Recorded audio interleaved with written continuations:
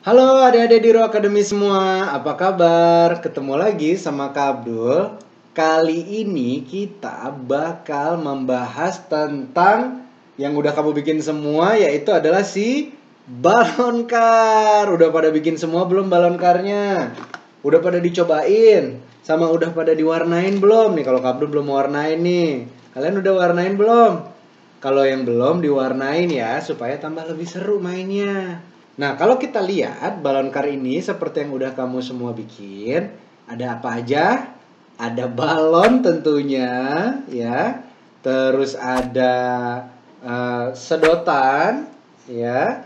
Terus ada cardboard, lalu ada sedotan lagi, dan ada stick bulat di dalamnya, dan ada 4 buah ban atau roda. Nah, ada yang tahu nggak sih kenapa balon karnya bisa bekerja dan bergerak seperti ini? Iya, bener banget. Ini ngegunain energi potensial.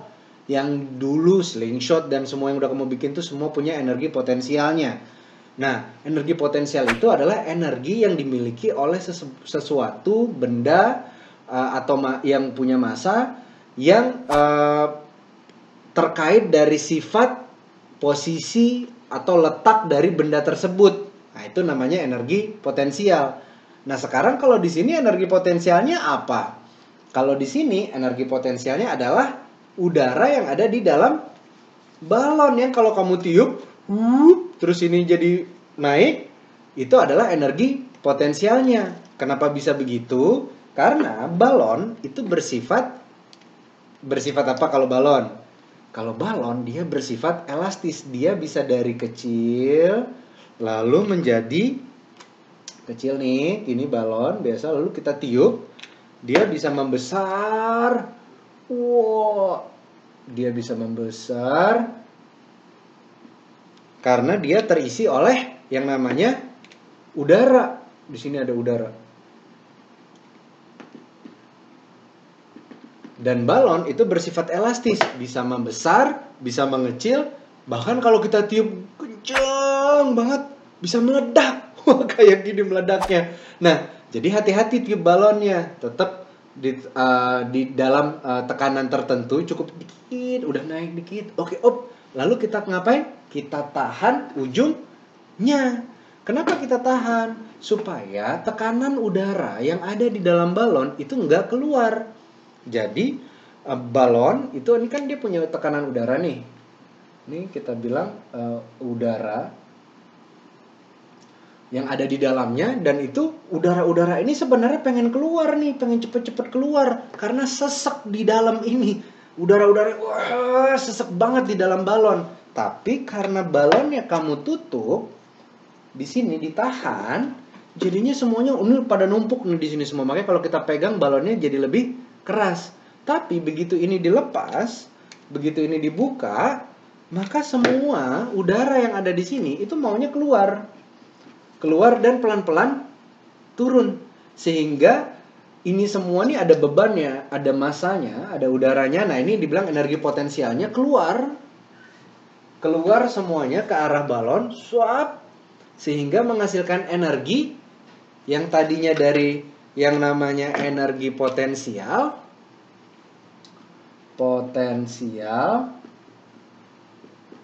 menjadi, kalau dia bergerak namanya energi apa? Energi kinetik.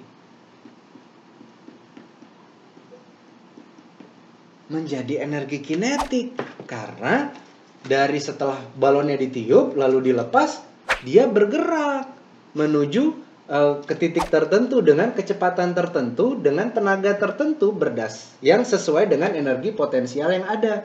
Jadi makin kamu gede balonnya, makin banyak udaranya, makin kencang larinya. Tapi kalau dikit balonnya, kira dia juga jadi lemas nih, jalannya pelan, siat gitu doang dia kalau jalannya.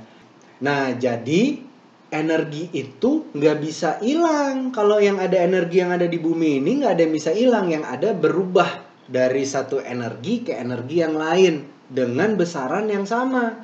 Jadi kalau energi potensialnya sekian banyak dan energi potensial datangnya dari mana? Dari kamu tiup.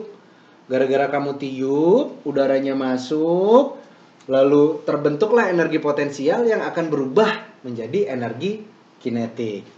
Yang bisa menggerak, energi kinetiknya terjadi gara-gara apa? Kenapa sih dia bisa bergerak? Kalau kita tiup lalu kita lepas, dia bergerak. Kenapa dia bergerak? Karena dia punya apa namanya? Punya roda. Jadi dia punya roda.